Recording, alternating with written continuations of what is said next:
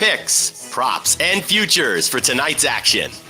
Bettor Sports Betting wants to know what picks you're playing tonight. Tell us in the live chat on YouTube, Twitter, and the Bettor Sports Network app.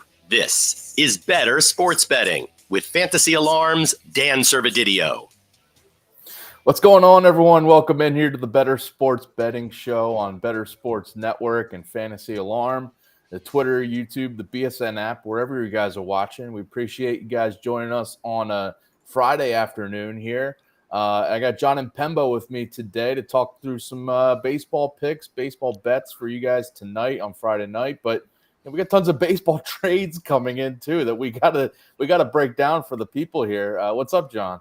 Dan, yeah, listen, it's going to be a wild next couple of days here. Of course, as the MLB trade deadline hits, you and I obviously typically do the Tuesday show, filling in for Howard here today. Tuesday is going to be deadline day, so we will be live as the bell rings, as everybody on Twitter types pencils down as the deadline passes. You and I will be here to react to all the news. We'll even obviously get those late trickle-ins, news deals that are done at the deadline. So yeah, it's gonna be pretty interesting to see how the landscape changes over the next few days.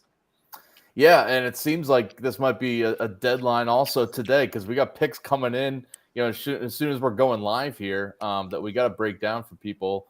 I want to start with the big one. I mean, we just had the Astros getting Kendall Graveman, but we'll get to that in a sec. But the big one from just about 20 minutes ago was the Dodgers getting Lance Lynn and Joe Kelly from the White Sox.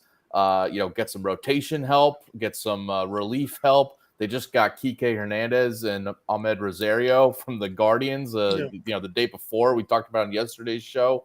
But yeah, this move is interesting. I mean, Lynn is kind of I don't know what they're going to get from Lynn, but it is a veteran starter, so you can say that. They have a lot of young pitchers in their rotation right now, but Joe Kelly goes back to the Dodgers here to give them some bullpen depth. Dodgers to win the NL right now, plus 240. To win the World Series, plus 500. It seems like they might not even be done. I feel like another trade or two is coming before the deadline. But if you want to get on these odds now, this might be the shortest odds you get, because if they get another big name, bigger than we've seen, they could be ended up, it's like basically going to be them and the Braves, right? Yeah. Well, yeah, Nightingale last night tweeting that Nolan Arenado would be willing to waive his no trade clause to go to the Dodgers. He apparently has a 100% no trade clause on his in his deal with the Cardinals there, and he'd be willing to move that to go to the Dodgers. So yeah, if the Dodgers want to make that big splash, then Arenado could be a move for them. We've seen them do it before. They went and got Machado, Trey Turner. They've made moves to get those guys, the types of guys in the past. Yeah. So could be a spot where they go and now pull and try to get Nolan Arenado here for a playoff run. To me, Lance Lynn is just offering some sort of end of rotation, regular season depth for them. Mm-hmm. He is not pitching well enough to be any sort of playoff rotation starter for them, but he does have a lot of high strikeout potential. So maybe he fits well into the bullpen during their playoff rotation. A guy that maybe could give them an inning or two versus righties. He absolutely cannot face left-handed hitters. They are moonshotting him all. The majority of his home runs allowed have come against lefties. His ISO against lefties is ridiculous. Slugging percentage, batting average allowed all against lefties is horrible. But he's fared okay against righties and has a very high strikeout rate. So to me, he profiles as a guy that could fit into the bullpen for them during a playoff run. But at the very least for the regular season, a guy that can eat some innings at the back end of their rotation. Yeah, I mean, they kind of waved out Noah Syndergaard before they dealt him away. Yeah, another bad pitcher. So. Yeah, and now they get Lance Lynn. I saw a tweet and it said like Lance Lynn's ERA is actually lower than Syndergaard's this year. Yeah. So it is, I guess, an improvement on that end to get a veteran arm there. But we said it yesterday, me and James Grande on the show, talking about how the Dodgers picked up Kike Hernandez and Ahmed Rosario, and it was like we both were saying they need pitching help though. They need probably another starter or two. Help in the bullpen is good too, but I feel like they do still need maybe another starting pitcher. But yeah, if they get a guy like Arenado, these odds are going to shorten to win the National League, win the World Series. I mean, There, Juan Soto's name's floating out there. He could be dealt. Who knows? Big name now not on the market though. Ohtani, right? Angels are now committing to go for it. Giolito is an interesting arm for them to get. Again, another guy that was with the White Sox that was pitching okay. If you look at his surface level numbers, they're fine. Mid-3 ERA. If you go into sort of the sabermetric stats, his FIP and xFIP's in the mid-4s. So, kind of getting a little bit lucky there with the batting average and balls in play and the home runs and whatnot. But, he's pitching tonight. He's got Toronto. So we'll see how Giolito's debut happens because, Ohtani can only do so much. Yesterday in a doubleheader, he threw a complete game shutout in game 1 and homered twice in game 2. So, and they came out with like back spasms or something. Yeah, right? exactly. They said he's going to play tonight though, so I guess it should be fine. But it's going to be interesting to see, what the Angels do to make that continued push, right? Because they can't be done.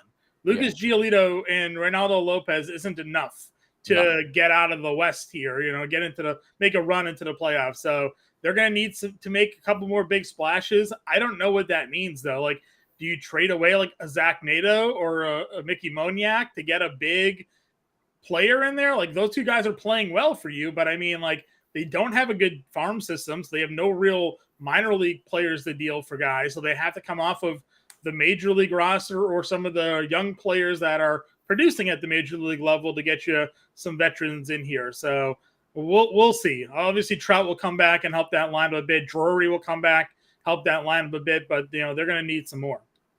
Mickey Moniak's a big part of their offense right now too. So I'm saying, right? But he's maybe the most valuable guy in a deal they have left on their team. So yeah, we'll keep monitoring the Angels, see if they get anything done before the deadline again. The other big, staying in the AL West, the other big move that just came in right before we went live here that you've probably seen on Twitter by now, Kendall Graveman from the White Sox to the Astros. Minor league catcher going back to the White Sox in that one, but another White Sox trade here. They're selling off a lot of guys here. We'll see if anybody else is being dealt, but the Astros getting Graveman to their bullpen, I think is big. I know Graveman hasn't been as dominant this year as he has been in previous years, but I think getting him to kind of just have another piece besides Presley to close games. I know they got other guys there, but it seems like they've been very unreliable outside of Presley. And even Presley's had some issues. Hector Neris has been pretty good for them in their bullpen. But Montero was supposed to be their guy coming into this year, and he has not been very good. He struggled, I agree. Yeah, Graveman closed some games for a little bit for the White Sox at times. Yeah, interesting to see them sort of just full on fire sale right now. Yeah, so the Astros plus 390 to win the American League right now on DraftKings and plus 800 to win the World Series. They are, they are behind the Rangers still, so they are a wild card spot right now, but you kind of assume they are going to make it, whether it is the division lead or the wild card to make the playoffs. But becoming real contenders is a very real possibility. I know they've been down compared to recent years. I know this is the defending World Series champs we're talking about, but I think, just dealing with injuries to Altuve, Yordan Alvarez, now both of them are back. So I feel like this next week or two is going to be real telling, especially if they add another piece at the deadline. We'll see if, I could see them adding a pitcher because I feel like starting pitching is something they also need too. I saw a report today that two teams that have called on Justin Verlander were the two teams you just mentioned, the Rangers and the Astros.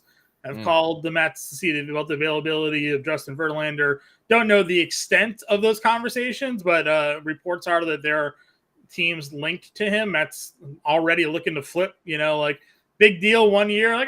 Maybe this isn't the right time. It didn't work out. Ship him off here. Because the Astros rotation really has kind of let them down. Christian Javier not having the year many people thought that they would have, obviously relying on a rookie and Hunter Brown. And then a couple other guys like JP France and Bielak, two guys that didn't really expect to be contributors in this rotation this year if all things were going to plan here. So outside of Framber Valdez, that rotation's kind of been up and down. So going out and reacquiring a Justin Verlander, it could be a play for Houston to get over the hump. And then if you're the Rangers, you were supposed to have Jacob deGrom. Didn't happen. You look where your team is without him. Getting that legitimate ace there could help you put over as well. I kind of like the Corey Lee acquisition here by the White Sox too. They're a team that certainly could use an eventual catcher changeover. Lee was a top 100 prospect going into last year, according to Baseball America. Having an okay year this year at the minor league level, so it's not a nothing prospect, for the White Sox. It could be a guy that actually takes over their catcher position once Yasmani Grandal moves on. Yeah, and it's a White Sox team that still has Liam Hendriks as their closer when he's healthy. Yeah. So if they're looking to next year, seeing like, all right, we got Hendricks locked into the 9th inning, then Graveman is, just an 8th inning guy. It's not a guy that they will probably need to close games. Right. And he's also, Graveman's got kind of guy, we've seen this with other pitchers, but, the converted starting pitcher is he's found better success as the reliever. But I feel like they might be able to replicate some of what he was doing with someone else. So, yeah, and Ronaldo Lopez, too, in that bullpen wasn't doing great this year. So I feel like he was on his way out at some point. It's funny that Giolito and Lopez are traded again. Right. They were with the Nationals when they were dealt together to go to the White Sox. So. Yeah, they were. You mentioned Verlander possibly being traded from the Mets. That's a trade. Him and Scherzer, too. We'll see if they are dealt. Speaking of the Mets, though, they also made a trade. This was late last night, but we want to touch on it here. Acquired David Robertson from the Mets, their reliever, one of their closers for the Mets with Diaz out. But now he goes to the Marlins to shore up their bullpen. Another late inning arm from them. If you look at the Marlins right now, plus 110 to make the playoffs on DraftKings. They are a half game back in the NL wild card, but it's been fluid, on a nightly basis. It's like if the Phillies or Reds lose tonight and the Marlins win, then they're back in the wild card spot there. So that's a very fluid spot. But if you want to take a chance on the Marlins here, they're buyers here at the deadline. Not something we've seen with them in a while, but they get Robertson. They could be getting another piece or two before the deadline. And if you want to get value on them, plus 110 to make the playoffs, not bad for plus odds. Yeah, people are already clamoring for them to recall Yuri Perez. They try, why they sent him down to manage his innings. But if you're going to make a push, right, kind of need that guy, I think, in your rotation here. Nobody expected the Marlins to be where they're at. They also flipped relievers the other day, got Lopez, I think it was, from the Twins, I think. Yeah. To help for Dylan Floro, I think. Yeah, to get another bullpen guy in there as well. So, they find themselves a half game out. If you look, top to bottom roster talent, they don't really compare to the other teams that they're tied with, but they're doing it, and they've been doing it really without Jazz Chisholm all season long. So, which most people would call their best player. So kind of interesting to see them hang around. What's the current status of Chisholm's injury? I'm not completely up to date on that. Let me see here. Is he coming? Is he supposed to be coming back soon? Yeah, let me check with the latest. Okay. Information. While you're doing that, by the way, if you want to stay up to date on all these trades going down, check out Fantasy Alarm's MLB trade deadline tracker. That's live over on the site right now. We got Colby Conway, Matt Sells, breaking down all these trades as they're happening. I'm sure they'll have a write-up soon, if it's not live right now, on this Lance Lynn and Joe Kelly deal to the Dodgers and Kendall Graveman to the Astros. But yeah, they have they full breakdown on Carlos Santana being traded to the Brewers. One of all these fringe deals, and Sells is very much glued into all the minor league prospects that are being moved. So if you want more info on on that catcher that I forget his name now, but John was breaking down that catcher going back to the White Sox. Right. He's got all these guys in his arsenal that he's going to give you breakdowns for. So definitely check out the trade deadline tracker. It's being updated all night long. The late night David Robertson trade's already broken down there. So check out the trade deadline tracker. So Jazz Chisholm's on the field actually right now. He's already taken outfield practice, and now he's doing batting practice. So He's dealing with an oblique injury. And he's on the 10-day IL. So we'll see if he needs a rehab stint or not. But as of an hour ago, he was taking batting practice, and reports are he looked pretty good. So could be soon off the IL, but how quickly does he find himself back there? Because that's been his problem this year. Just 45 games played for Jazz this year. He played just 60 last year. Hasn't really been able to stay on the field for this Marlins team. All right, yeah. So we'll be tracking that. But yeah, these trades are obviously have an impact on futures odds, but we could see players getting scratched and pulled out of games. So you want to keep track of all these, be on Twitter, be on the lookout. The hug watch is real, Yeah. So it'll be interesting to see how odds move at all, game to game. But like the White Sox, clearly a team selling right now, so it might be a team to buy, to sell high on or whatever, bet against them. But we'll see if we have any picks against the White Sox tonight. And let's flip the script here, turn the page to tonight's games, and talk some best bets and betting picks, player props, all that good stuff. If you have your own picks you want to give us, hit us up in the chat. You got any questions on tonight's slate, questions on any of these trades going down, feel free to hit us up in the chat on YouTube, wherever you're watching, and we'll get to those. We'll answer your questions, and tell you what we think of your picks and all that. How about tonight, though? What's your best bet for tonight, John? Yeah, I went Brady Singer over 3.5 earned runs on DraftKings Sportsbooks. It's at plus 120. Thinking behind this one is kind of twofold here. One, it's a big hitter environment tonight out in Kansas City. We're looking at heat temperatures. Heat index is over 100 degrees. They have an excessive heat warning in Kansas City here. Right now, it's 98 degrees out there with humidity. And the wind is actually blowing out tonight 10 to 15 miles an hour as well. So we have hot, humid, windy conditions blowing out. And this number looks a little interesting. One, it's not often we see an earned run total at 3.5. Usually these lines are set at 2.5. And if it's an over, they're kind of juiced up. But it's 3.5 at plus 120. But if you go down to the Twins team total tonight, it's set at 5.5 at minus 115. So, Vegas is kind of setting their Twins line at 5.5, maybe going over at 6, and Singer's at 3.5 here in a very favorable hitters environment. A guy that has struggled all year long. He's given up home runs. So this one could be over early. So give me the Brady Singer over 3.5 earned at plus odds tonight. I like that a lot. And it looks like, just kind of looking ahead to our home run picks for tonight, we're both going with some Twins bats here. So I know we'll have, picks fading Singer coming up here. But yeah, the weather there is like the big factor. I mean, everywhere it's been hot and humid, it seems like, but the wind's blowing out in addition to all that, with a guy like Singer on the mound who can definitely let up some home runs and let up a lot of runs at times. So I like that call at plus money. Not bad.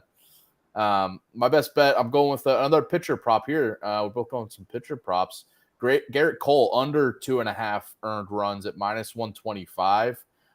He's been really good on the road. Usually we look at him at home in recent years with the Yankees being, targeting him at home, but on the road, really strong numbers, 2.59 ERA, 2.81 FIP.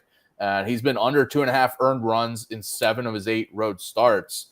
And just overall this season, he's been really consistent with this total. I like the under here because allowed under 2.5 earned runs, 2 earned runs or fewer in 16 of 21 starts this whole season, and 7 of his last 9 outings coming into tonight.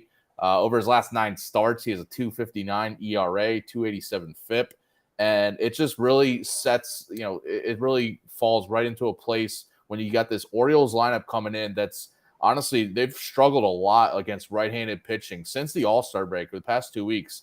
MLB worst, 267 WOBA. And just the past week against righties, they have a 213 WOBA, dead last, 174 batting average, which is dead last. ISO's dead last. Their league-high 32% strikeout rate, too, against righties in this stretch, a low walk rate. So it's just really lining up for Cole, coming in strong, good form here. I don't think the on the road at Baltimore is going to impact it much. I just like him to do his thing. I looked at the Yankees money line and first 5 and stuff, but don't know what we're getting from the Yankees offense at this point. You do get Aaron Judge back tonight. You do get Aaron Judge, so that makes you feel a little bit better. But I know Cole's going to at least do his thing, so I'll take the under on his earned runs.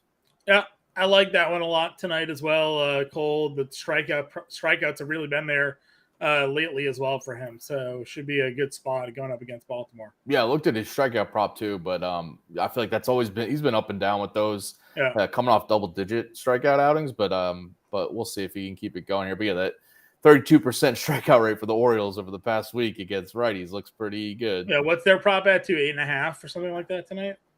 Oh, the game total? No, for Cole's strikeout probably. Oh, for strikeout. 7.5, 8.5, something like that, I think. I think it was at 7.5 last time I Yeah. looked. Yeah. So yeah, it's actually 6.5. Okay. Interesting. Well, even better. Yeah, he's gone over that back-to-back Mm. double-digit strikeouts, back-to-back starts. Yeah. And over in 5 of the last 7. So there you go. If you want to get a strikeout prop in there as well. All right. What other pick? By the way, if you have any other games that you are interested in, we have other best bets article up there on the site right now. Josh Wagner's got it covered today. So I'm sure I already looked at it earlier. I know he's got some games and some picks that we won't even be touching on. So if you want even more best bets for tonight's slate, go check out Wags' article. What else you got going tonight, John? Yeah, for me, again, I mentioned the Twins run line already. 5.5 for them. I like that. The over -115 on DraftKings Sportsbook. And then pairing that one up with, I think a lot of the hits, runs, and RBI props for their guys are set at 2.5. But Matt Wallner's at 1.5. He had 2 home runs the other day. He's at 1.5 hits, runs, and RBIs at -145. So if you wanted to maybe same game parlay or figure out a way to get those plays in for Singer over earned runs, Twins over team runs, Wallner over the hits, runs, and RBIs, it's definitely a pairing I'm looking at tonight. Wow, yeah, full fade of Brady Singer here. Where we're at. We're all about it. All right, I'm going to stick in that game and go with Sonny Gray's strikeout prop under his 5.5 strikeouts, -142 on FanDuel. Honestly, when you look at all right, any pitcher pitching against the Royals, you think of the over on their strikeouts, but it's been kind of trending the other way for Gray, especially lately. But for the Royals, season long they have a high strikeout rate against righties, but it's down lately at 20.1% versus righties since the All-Star break, and over the past week, 21% versus righties. And Gray's coming in. He's having a good season. He'll probably lead the Twins to a win tonight against Singer and do his thing to limit runs. But his strikeouts have been down. He's under 5.5 in 9 of his last 10 starts coming into tonight. His 23% strikeout rate right now is actually his lowest since 2018. And he's been under 5.5 strikeouts in 6 of 9 road starts this season, averaging just 4.8 Ks per road outing this year. And overall, he has worse numbers on the road, in terms of strikeout rate, but also ERA and FIP compared to at home. So, just fading Gray's strikeouts here. I do think he'll limit these Royals bats enough, but the Royals are not striking out a lot right now. They're not scoring a lot of runs either, but they're also not giving guys a lot of Ks. So I think the 5.5 is just a little too high for Gray. What do you think about our guy Lewis here in the chat asking question about the Diamondbacks game? Any feel for Mariners D-backs? He likes the Gilbert strikeout props. The DraftKings Sportsbook right now has that line 5.5 +130 on the over, -175 the under. The reasoning for that -175 in the under has got to be Arizona's strikeouts against righties this year. They're the 3rd lowest strikeout rate against right-handed pitching on the season. But some of the more recent data stats, if you're looking for recent sample sizes, last 30 days, they have the 12th highest strikeout rate. If you're looking over the last 2 weeks, it's at 23%. They're 20% on the year. So on the season, 3rd lowest strikeout rate against right-handed pitching. Gilbert looking there at 5.5 strikeouts. This is a number that he's kind of been on the line for last couple of starts, 5, 5, 6, 7, 4, 5. So, there's a reason why it's at +130 on the over. Do you have any feel for this one here?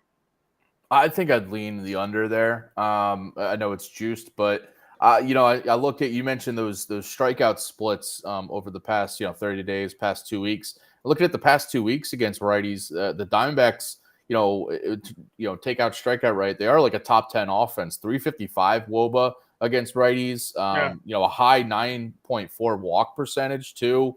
ISO's at 214. So these are all a little concerning for righties. And Gilbert, he could hit the under if he's allows a few runs and doesn't have as long of an outing that he normally does. So I'd stay away from the K prop there. I'd lean under though.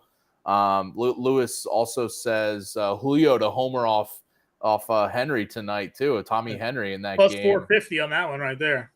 Interesting. Julio's been on fire lately. He had he had a homer yesterday, the game before. Yeah, he had back-to-back games. I think it is what back-to-back. Yeah. No. So if you want to keep that one going, then go for it. I would give that one a little bit more of a look. I do the RT Sports DFS Pick'em plays today, and I took Julio Rodriguez. They had his fantasy point prop today at 5.5, I think it was, and I was like, "Yep, give me the over against Tommy Henry on that one." So that's low. That's low. Now here's the problem: James Grande and I, we do the RT Sports DFS Pick'em plays on the DFS show that follows this show. The other day, we gave a 3-pick play. Corbin Carroll was at 5.5 fantasy points against Adam Wainwright and missed. We went 2 for 3, missing the Corbin Carroll 5.5 fantasy points against Wainwright. So that was kind of tilted, but it felt very low to see Rodriguez that against Henry at just 5.5. So I was willing to go over that tonight. So I'd be willing to go more in line with the home run long shot play than Gilbert at the 5.5 Ks. Yeah, and that game totals at 9 right now, minus 110 either way, and basically, minus 130 for the Mariners, but basically you could go either way there, almost to pick them. But yeah, I think I'd stay away from that. Gilbert in conjunction with his questions though for that game, my next bet was Tommy Henry over 2.5 earned runs tonight. So all right. Break it down. At minus 130. So if we're just kind of connecting the pieces together here. We've seen some guys in this lineup that hit lefties pretty well. Teoscar Hernandez hits lefties really well. Julio Rodriguez is starting to heat up. Eugenio Suarez hits for a lot of power against left-handed pitching here. So, Tommy Henry's really only had one good month. The rest of his numbers have been largely terrible, over the course of the season. You get him in a good hitter's environment here as well. For this matchup in Arizona. It's not in Seattle where it's Motor Pitchers Park. It's in Arizona. So I do like the more than 2.5 earned runs allowed by Tommy Henry this evening. All right. Yeah. So there you go, Louis. Louis Pepe says very nice because if you want to get a little pick in there and go with the Tommy Henry earned runs over, then Right, exactly. All right, my next picks, I'm going to pair these up, but first with the Padres, first 5 run line. It's a minus half a run there, minus 120 on DraftKings to be leading after 5 here. I really like Joe Musgrove, the form he's coming in. This dude has been, I feel like, quietly just kind of floating under the radar because we think of, the Padres aren't in the wild card race right now, so I feel like he's not getting the total national attention. Right. But 180 ERA in July right now, 207 ERA since the start of June, spanning those last 10 starts. And just like kind of backing him. I know the Rangers offense, that's who he's facing tonight. Really good against right-handed pitching. Yeah. Elite against right-handed pitching. Even without Seager, they're still putting up a boatload of runs right now. So. The past couple of weeks, they're still, top of the league in a lot of carries against righties. But just backing Musgrove here. But also, this is a fade of Dane Dunning. And my other pick here is in conjunction with this first 5, back in the Padres, going with Dane Dunning over 2.5 earned runs at minus 125 on DraftKings. This is a fade of Dunning because impressive 3.18 ERA for him, but he's been due for negative regression for a while here. And we just saw it actually. His most recent start against the Dodgers gave up 5 runs and 7 hits over 3 innings. And he still has a 4.97 expected ERA, a 4.18 FIP. Just worrisome compared to that low ERA and, low strikeout rate for him, a high expected WOBA, some pretty bad StatCast numbers when you dive into it. And I think this is a spot here. The Padres have been very up and down, very underperforming their offenses, but I just wouldn't be surprised if Dane Dunning runs into trouble here. Yeah. The Padres have a low strikeout rate and high walk rate against right-handed pitching since the All-Star break. Their other metrics, their run scoring and WOBA isn't where we'd like it totally, but I just feel like, when you dive into it, Dunning could be an issue here. And is this prop, 2.5 earned runs, it's low for him because he's allowed 3+ earned runs in 5 of his last 10 starts. So that's half, but he's flirted with the over a lot. He's had at least 2 earned runs in 9 of his past 10 outings, and he's gotten lucky not to allow, another run or 2 in a lot of those starts. So I think the Padres are going to make him work here, and I like the over on his earned runs. I like the Padres in the first 5. Yeah, listen, the one thing with Dane Dunning is that he's a big ground ball pitcher, right? So a lot of those times, because he's not striking out a lot of guys, that he generally has a low batting average in balls in play against, because he's a ground ball pitcher. That the FIP, XFIP numbers aren't usually favorable to those type of pitchers because they don't give up a lot of home runs, so the XFIP gets hurt there and whatnot. And I think a lot of this plays into the fact that the Padres haven't been all that good. But to your point, Dane Dunning is getting a little bit lucky here. So, like, if any of that flips over to the Padres' favor, then he's gonna have some trouble because he can't miss bats. Yeah, he had one random game this year, I think, where he had double-digit strikeouts really out of nowhere. But for the most part, he's just been a ground ball pitcher here. Yeah, I think his strikeout total tonight was at like 3.5. 3.5. So. Yeah, he's not a strikeout guy.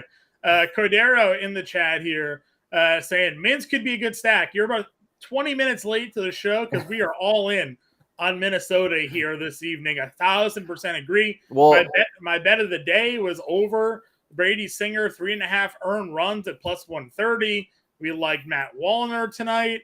For me, hits, runs, and RBIs. The team total over 5.5 for Minnesota. So yeah, I am all in on the Twins here this evening. And if you stay tuned in a few minutes here, we'll be giving out our home run calls. And I think me and John are both on some Twins here. So you could see which other Twins you might want to get some picks on or get into DFS lineups if that's your thing. So yeah, stay tuned for that in just a little bit. Any more picks you want to give out? And I know I got a couple more here. Yeah, I got one more, and it's again same game, different sides here. I'm going Adrian Hauser over 3.5 earned runs tonight. It's at minus 125 going up against the Atlanta Braves. This is another pitcher where if you kind of look at his sabermetric numbers, doesn't strike anybody out, 7K per 9. He has 3 walks per 9, which is terrible. You can't be putting guys on base in front for this Atlanta Braves lineup here. His XFIP, FIP, and expected ERA are all over 4 on the season here. So you're looking at a lineup in Atlanta. I know they just got swept by Boston, but Acuna, Albies, Olsen, Murphy, you name it, up and down the list there. A lot of guys that can do a lot of damage here against Hauser. Lefties this year, 452 slug, 361 weighted on base. Righties, 400 slugging percentage, with a 315 weighted on base again. So, he's not really, shutting these guys down. He's just getting a little bit lucky with the home run ball that they're not doing much damage on them there. Give me the over 3.5 earned runs. Again, it's rare for a pitcher to have a 3.5 earned run line unless you're like in course. So I'm going to go over that for Hauser tonight. Yeah, you're going over 3.5 on multiple pitchers here. Wow. Yeah. All right. Well, then I'm going to the other side of that one. And maybe you want to look at the over in this game because I like the Brewers team total in the first 5 innings over 2.5. Looked at their full game team total, but here I'm just looking at the first 5 plus 100 on DraftKings. And this is a fade of Yanni Chirinos, who's making his Braves debut here after being acquired from the Rays. And if you look at his stats, with the Rays, he was used as a starter, he was used as a bulk reliever, he's doing both, a couple innings reliever at times, but he's been more effective out of the bullpen as a relief pitcher for the Rays this season than as a traditional starter. 6.43 ERA as a starter. It's 4 starts that he's had, but a 2.81 ERA as a relief pitcher. And here he's making this start. He's on the mound to start the game. And if you look at, even as a bulk reliever lately, since the Braves, before the Braves acquired him here, he's given up 3+ earned runs in 4 of his last 5 outings of 2 innings or more. So when you look at whether it's been out of the bullpen or as a starter, when he's pitching at least 2 innings plus, and usually it's about 4 or 5, he's given up 3+ runs in all these, and a 6.66 ERA since mid-June, since that span of these last 5 outings. And I look at this team total for the Brewers going over 2.5. I like it because this is the way Chirinos has been trending. Maybe the change of scenery is always the risk here. Maybe he's kind of has a different vibe about him and goes out and throws 5 shutout innings, but I don't think that's going to happen in a kind of a hitter friendly environment there in Atlanta. And the Brewers, league average offense over the past week against righties. So that's kind of like middle of the pack and don't know way to go. Don't have a lean on the Brewers offense specifically, but just fading Chirinos here. Yeah, again, a guy that doesn't strike anybody out. He puts a lot of balls in play. I'll agree with you on that one. He's not a very good starting pitcher. So while the Brewers, their lineup's been hit or miss this year, it's another spot where the hitting environment in Atlanta is conducive to runs being scored tonight. So I'm with you. All right, and then before we get to some home run calls for you guys, my last pick here. I'm going with the Detroit Tigers first 5 run line as underdogs, plus a half a run there, minus 120 on DraftKings. This is the Tigers offense isn't the best, bottom tier, against a lot of, the righties or lefties. They're facing a lefty here in Braxton Garrett. But also on the other side, the Marlins offense isn't much better. They're kind of a bottom tier team against righties, and they have Reese Olson. But this is more of a pick of Olson backing him against Garrett because when you look at it, Reese Olson, much better numbers on the road this season than at home. 3.18 ERA and a 2.70 FIP on the road compared to a 5.40 ERA and 4.82 FIP at home this season. He's on the road here. And then Braxton Garrett, some poor home numbers compared to his road stats. He's got, ERAs and FIPs in the 2s on the road, but at home, 6.06 ERA and a 4.81 FIP. So just kind of comparing these, the Tigers versus Marlins offenses is pretty much a wash in my opinion. So I just like the Olsen side of this to at least be tied after 5. That's where you get the half a run there on the run line rather than the money line in the first 5. So I'll take the Tigers to either be tied or winning after 5, minus 120 on DraftKings. Yeah, I'm not going to sit here and argue too much with you. The Tigers are a team that, this season they've started slow. They've started to pick it back up. And then you look at Miller there. Is it Miller, right? Miller pitching for Miami today? Who's on the Garrett, Braxton Garrett. Braxton Garrett. I kept on having Miller for the Dodgers in my brain. But Garrett pitching for them, a lefty, really struggled. So he's a guy that for a while there I was riding his strikeout props, but now he's just getting hammered and not pitching deep enough into games. And the Tigers lineup starting to kind of come around and hit some left-handed pitching. So dude, Tigers quietly in the AL wild card hunt. I mean, if they listen, Riley Green, Spengle Torkelson, Kerry Carpenter, right? Those guys are starting to come around and be a little bit more consistent for them. So. Yeah, they're not totally out of it. They're not like a bottom feeder team right now. So interesting. I know the Marlins have they're kind of that's why I'm staying also with the first 5 because I know the Marlins just boosted up their bullpen. So the later innings might kind of belong to the Marlins there, but I'll take the chance on the Tigers in the first 5. Is pretty much a toss up in my opinion. Yeah.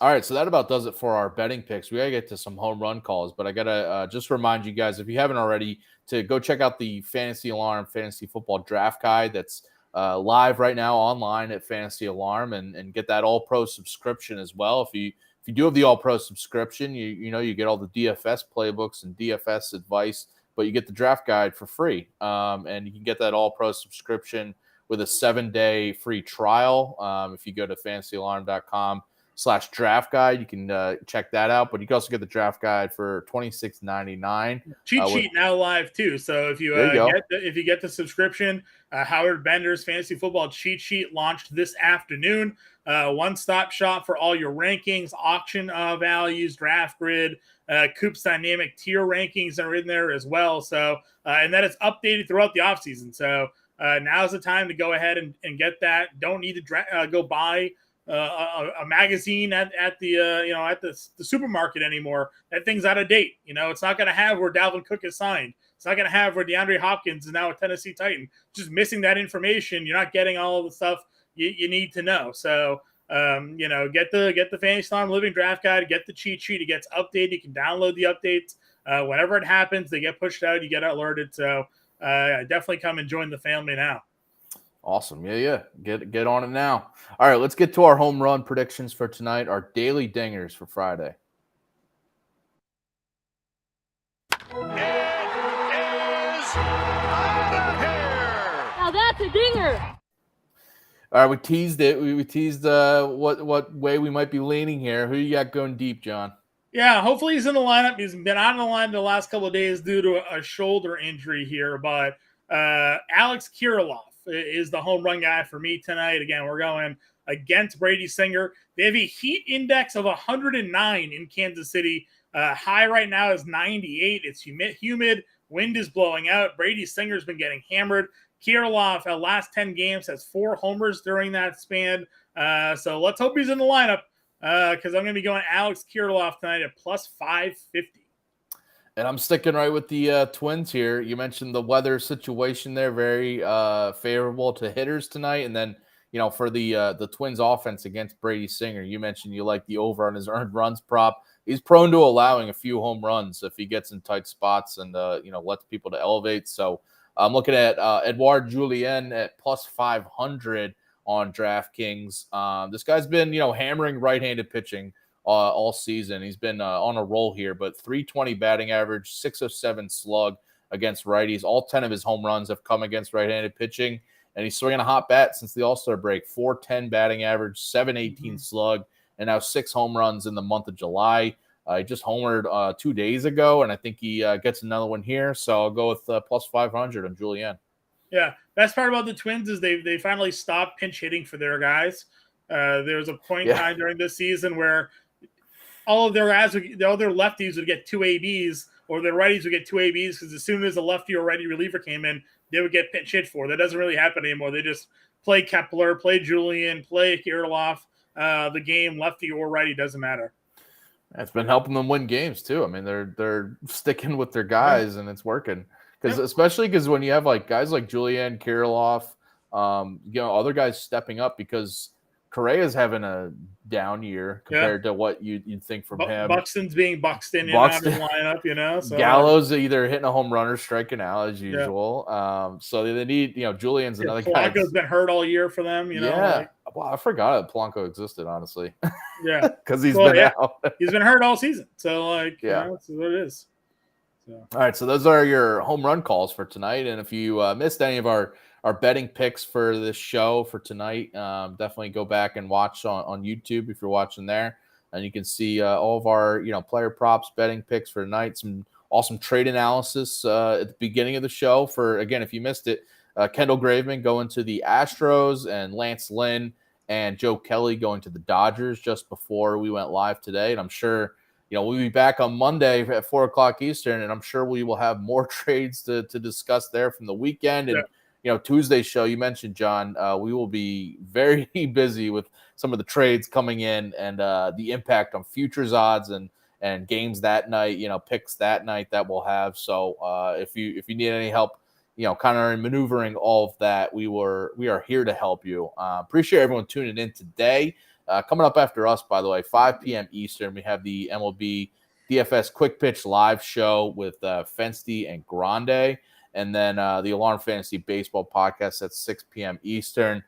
Tune in all night, fantasy baseball, fantasy football talk, betting picks for you guys all weekend here on Bettor Sports Network. I'll actually be on the DFS show today. Me and Grande. Oh, you're pulling double duty. All right. Yeah, double duty for me today. So I'll be there. Love it. Double header for John here. We may be talking Minnesota Twins in DFS tonight. We may be talking it. So. I think there'll be Twins in your line. Probably some Twins there, so. And probably, just not playing Brady Singer at all. I think that's a complete definitely not playing Brady Singer. All right, well, stay tuned to see where John's going with his DFS picks if it lines up with some of these betting picks. Appreciate everyone tuning in here. We'll be back on Monday, as I mentioned, 4 o'clock Eastern every day here at Bettor Sports Network, Bettor Sports Betting show at 4 p.m. Eastern, Monday through Friday. Thank you, John. Good luck with all your picks tonight. Good luck with everyone's picks tonight, and we'll see you on Monday. Take care.